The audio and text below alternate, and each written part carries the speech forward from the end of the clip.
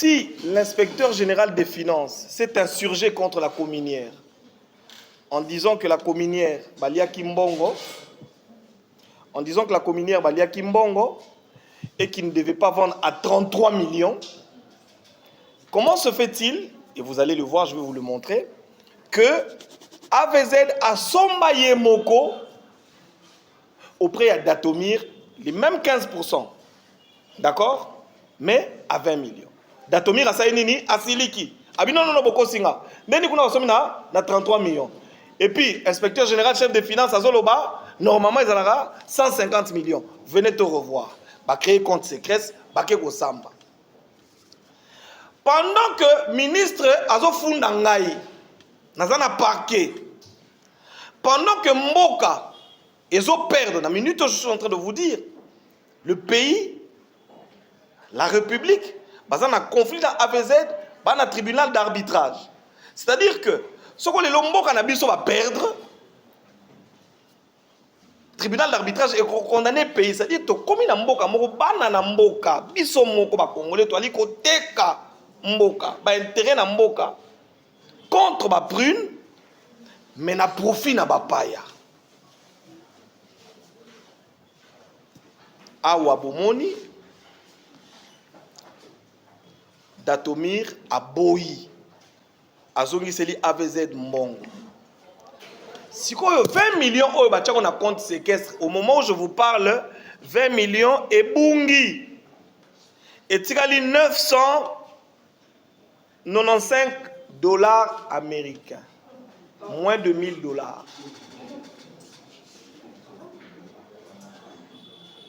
20 millions, j'ai les preuves. 20 millions Bungi. Compte Tikali na 995. Comment se fait-il? Mbongo na kati ya compte séquestre. Tribunal a levé dans option T, mais Mbongo est libre. Secret na yeko Sabino Lelo. L'argent ici a été sorti du compte pour corrompre les autorités de la République. Je voudrais vous demander, à Tabolobi, Bokokanga, je vais ouvrir une parenthèse.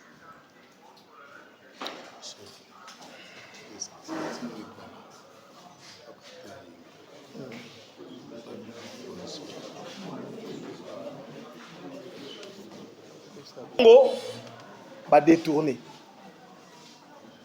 Vous entendez? L'argent a été détourné. Et ici, nous avons les références. C'est-à-dire, 1. Mbongo et Kotaki, 200 000 dollars.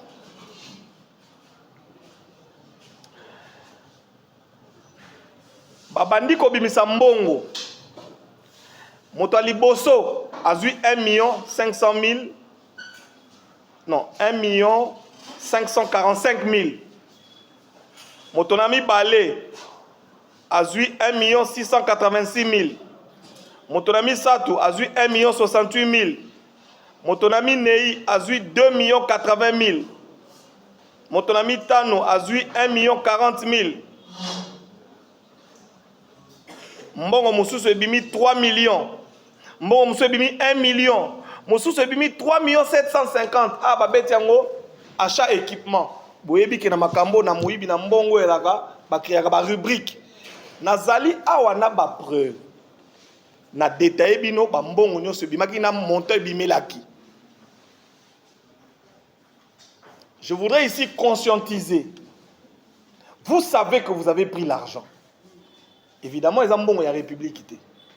Les ali mbongo na compte séquestre. Mbongo ba futaki na AVZ et pas na Datomir. Vous avez négocié parce que vous vouliez me faire arrêter. Vous avez négocié. Vous avez vendu votre pays. Je voudrais aujourd'hui être clément. Demandez na batonio so bozwaki mbongo na ba komo na bino na ba mbongo bozwaki. Ne pensez pas que parce que vous avez eu du cash que nous ne savons pas qui a eu combien. Nous avons les références et les montants que vous avez eus. Je vais demander à tout le monde. Il serait mieux pour vous d'aller dans la justice. Mutambali motema malamu, bokenda bomona ye, botubela makambo bosalaki. Bomoni mutu moko ye koswana ngaya. je ne vais pas le dire devant les médias, coupez un peu la caméra. Je voudrais conscientiser tout le monde, travaillons pour l'intérêt de la République. Nous avons passé trop de temps. Pendant plus de 5 ans, Félix Tshisekedi a eu pouvoir. Beaucoup d'entre nous, bakoti na makambo ya mabe, ya kote kaba intérêt ya mboka, ce n'est pas bien. Mon objectif ici n'est pas de salir les gens. Parce que j'ai vu, maman ministre, tanga kangisa inga lobi, azaka motema mabali nga ngaite. Ngai na oto so makambo na bolingo esika moko te. Eli makambo na bolingo te, eli makambo na mboka. Vous comprenez? La prochaine fois que je vais revenir, je vais d'abord répondre aux gens qui m'appellent. La prochaine fois que je vais revenir ici, je vais revenir avec les noms. Et ne vous en faites pas, je ne suis pas intimidable. Je vais revenir avec des noms, je vais citer des noms. Je vous ai dit les montants. On va vous communiquer les montants, j'aimerais que vous affichiez les montants. La prochaine fois, je vais accrocher chaque montant dans mon toile à Kiango. Pas beaucoup de fondanga, problème est athée. Natso na bato bino bokene ko fondanga, ina tuna bango na makambo bino bosali. Est-ce que bakoye ko nima ke mbongo na bango ya mboka na bango bino boliaka yango lokola nguba. Je voudrais terminer mon propos ici. Peut-être que je n'aurai pas le temps de prendre des questions parce que je dois partir. Donc, chers amis, chers jeunes, battons-nous pour notre pays, battons-nous pour l'intérêt collectif. Intérêt collectif,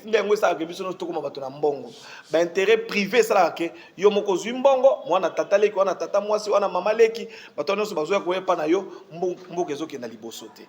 Vous avez compris? Donc, en conclusion, il y a eu de l'argent. 20 millions de dollars versés dans un compte séquestre. Cet argent devait être, c'était l'argent d'un conflit entre Datomir et AVZ. Qu'est-ce qui s'est passé? Cet argent a été détourné. Par qui? Par un groupe de personnes qui se sont partagées au profit de certaines autorités. Il y a là-dedans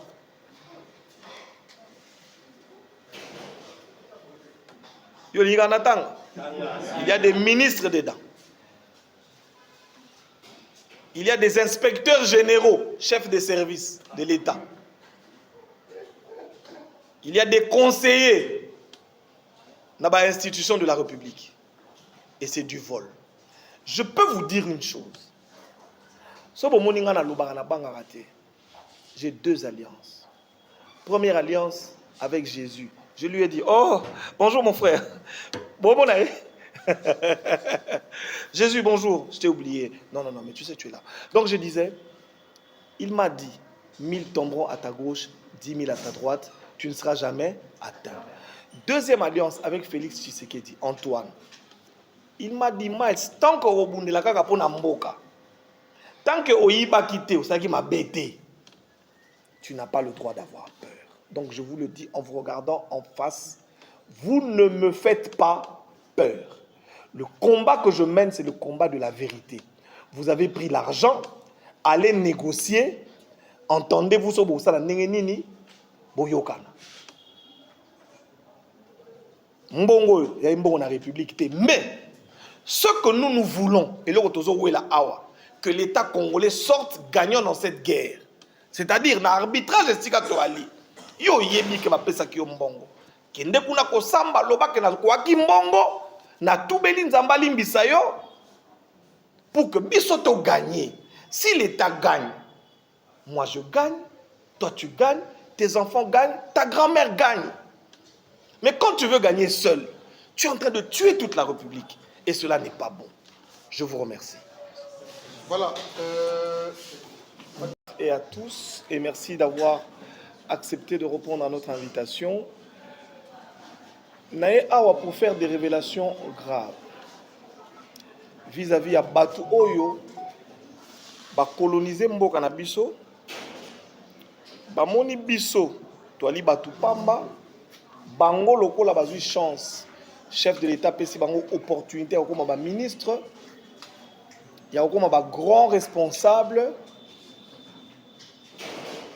Bakomi to bazalaka déjà nakati ya bamagui.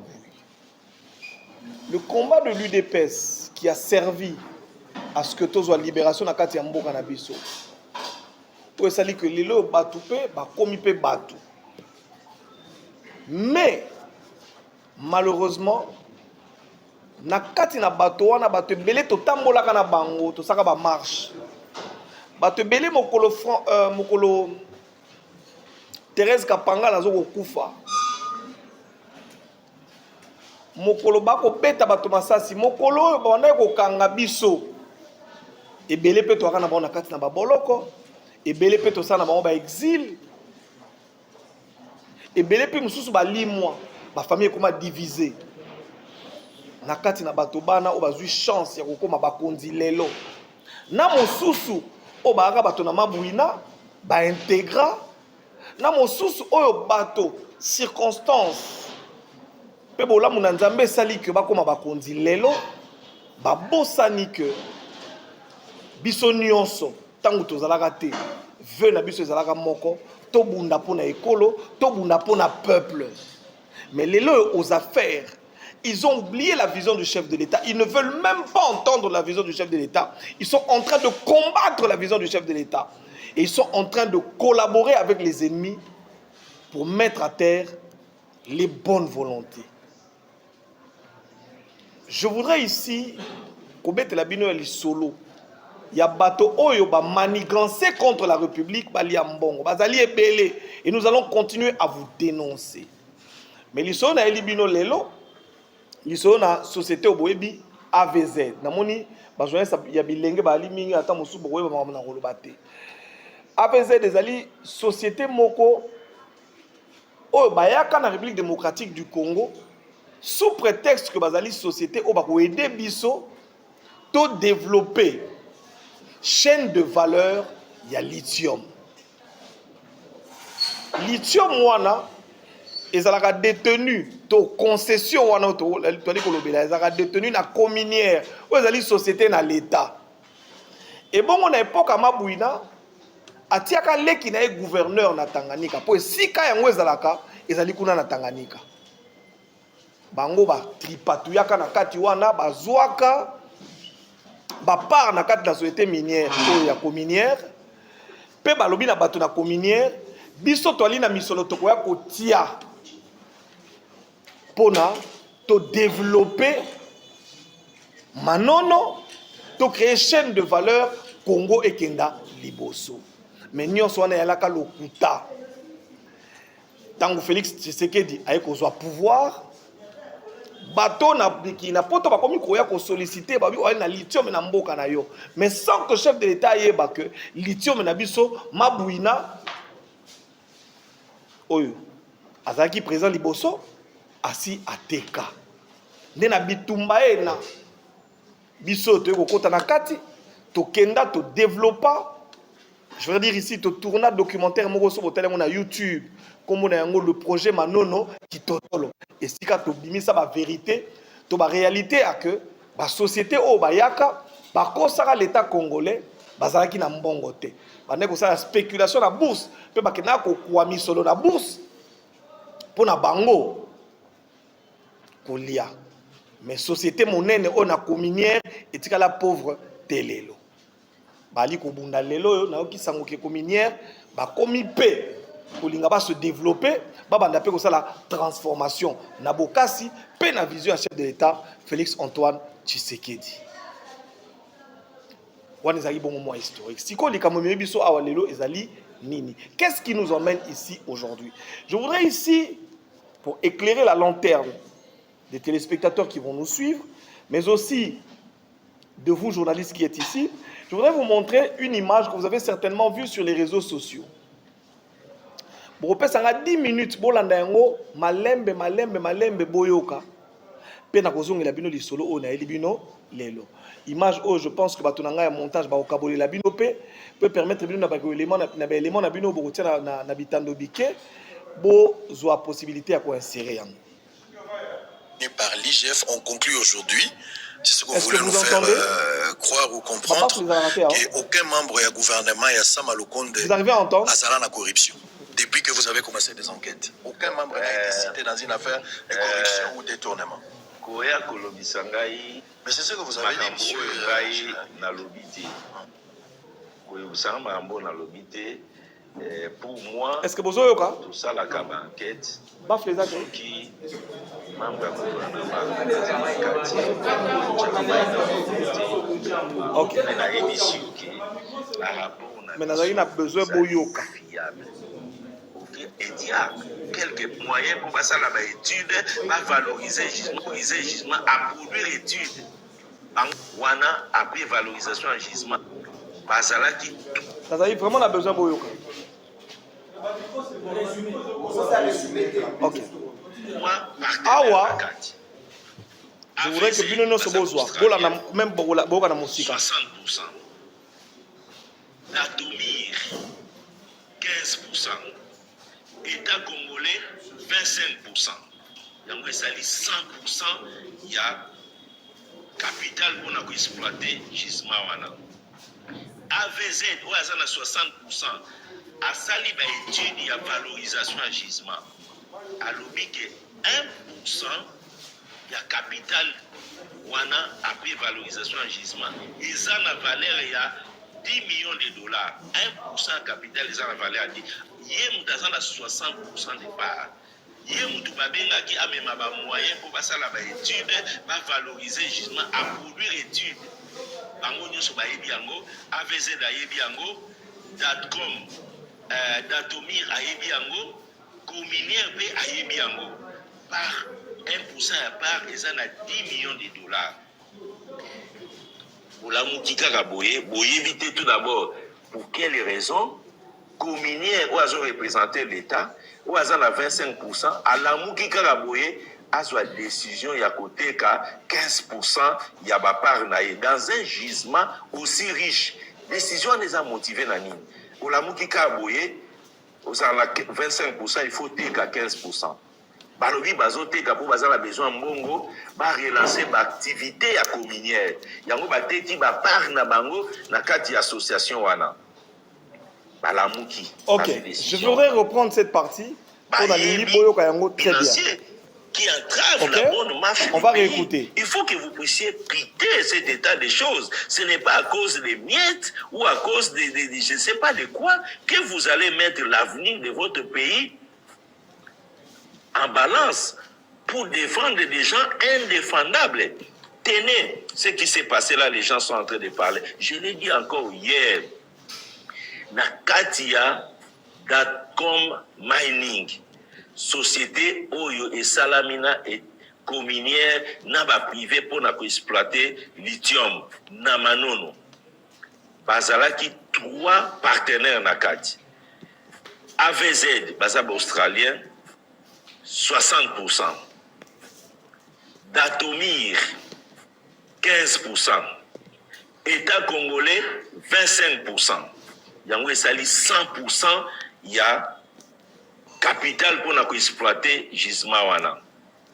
AVZ, ou à 60%, à sali ba étude, il y a valorisation à gisement. À l'objet que 1%, il y a capital wana après valorisation à gisement, et ça na valeur il y a 10 millions de dollars. 1% capital, ils ont la valeur à 10. Yé moutazan a 60% de part. Yé moutou babenga qui a même un moyen pour passer la étude, va valoriser gisement, à produire étude. Bango nyoso ba yebi yango, AVZ a yebi yango, .com, Datomir a yebi yango, Cominière pe a yebi yango. Par 1% à part, ils ont 10 millions de dollars. OK. J'espère que vous l'avez dit. Pour quelles raisons? Communière. Là, c'est monsieur notre inspecteur général, chef de service qui parle. Il donne la situation de AVZ, je veux dire ici de .com. .com où ils allaient JV, c'est-à-dire Société Moko, bah, créé entre 3 partenaires. Ils allaient na Datomir, ils allaient na AVZ, ils allaient na Cominière. Donc au départ, Société Cominière, ils allaient société na l'État congolais, c'est-à-dire société à Yonangai. Ils allaient na Manono, bah, ils allaient na 100%.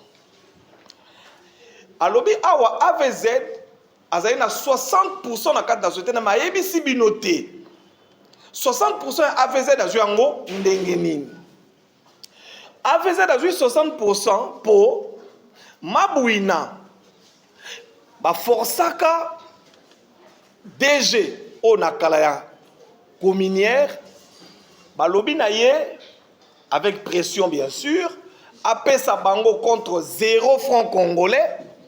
75% des parts et que bango ba koye la ba partenaire ou ba koya ko développer société. Tango Datomir ou ayaki na Mabouina bazui 75%. Ba kei côté que la AVZ 60%. Vous en bien, hein? J'espère que vous me suivez très bien. Ba tekele 60%. Ça veut dire AVZ déjà dès le départ. Oyo, inspecteur général na biso azokumisa. Bango 60% bango bazwaki. Ezali 60% ya l'état congolais oyo ba pesa mbongo te. Ba futa $500 000 australiens na Datomir. Mais l'état congolais azo eloko tazo ba promesse. Mais awa na kotine la bino interview Bokolanda lobby bazali société moko sérieuse. O balingi mboka Congo. Mais Bokolanda na 60% na bango yo. L'état congolais azwa eloko te. Première chose. Eloko nini membiso awa. Na 75% oyo Datomir azwaka na l'état congolais atikalaka na 15%. Bango kuna bato na AVZ na mboka na bango na Australie ba déclaraka 75%. Ba kende ki siko na Datomir ba somba 15%. Bazola na ngai ba somba 15% na Datomir pour que ba koma na 75%. Ba discuter ba ekope ça na Datomir. Non, AVZ ba pesi na Datomir justement quelque chose comme $20 millions. Vous me suivez, hein? Ba pesi $20 millions.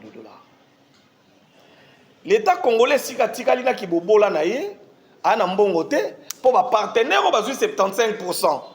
Bazo ko développer mine et le même biso na manono tant que ça documentaire bazo kokate. Ba ye kokuta na ba partenaire chinois ba tekeli bango 15% na 33 millions. Bozo la ngai bomoni tangu ya zo la conférence de presse. Et c'est une époque où le ministre moko afundaki ngai batianga na boloko. Pourquoi?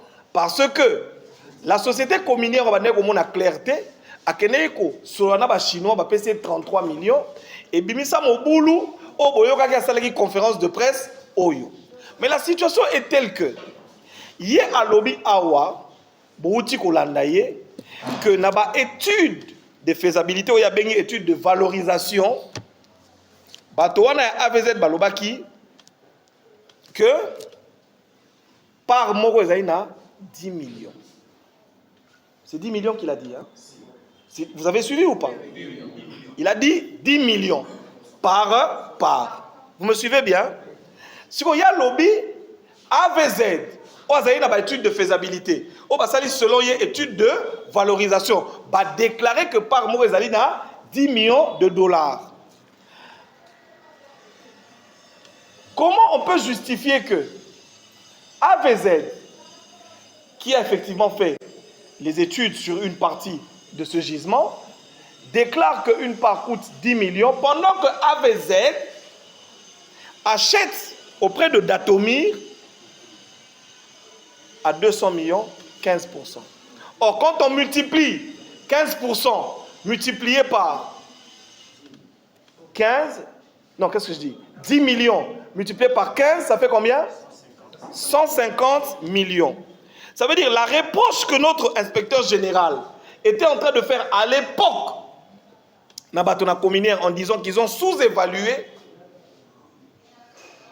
Pourquoi ne l'a-t-elle pas fait à AVZ et Azokoumisa AVZ de Bazali Société Moko sérieuse? Maintenant, nous allons arriver. Bakamati Mbongo Oyo, Bapesi Datomir. Datomir a yé komona que non.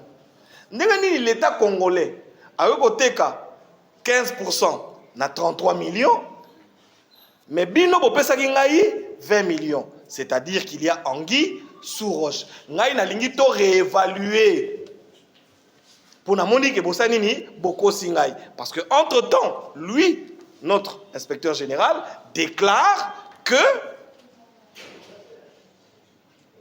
par Mokozali, 10 millions. Je dois voir clair. Bakei Kosamba. Banque a Sengi va créer compte séquestre. Boka matambo wana bochango na compte mongo le temps biso bato na justice totale na ntoyeba makambo ezali ndenge nini. Sango na libino lelo.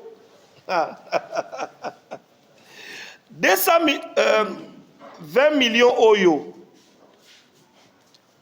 Attendez, je dois vérifier si ils ont 20 millions ou 200 millions. Mettez un peu... Ça va. On peut continuer?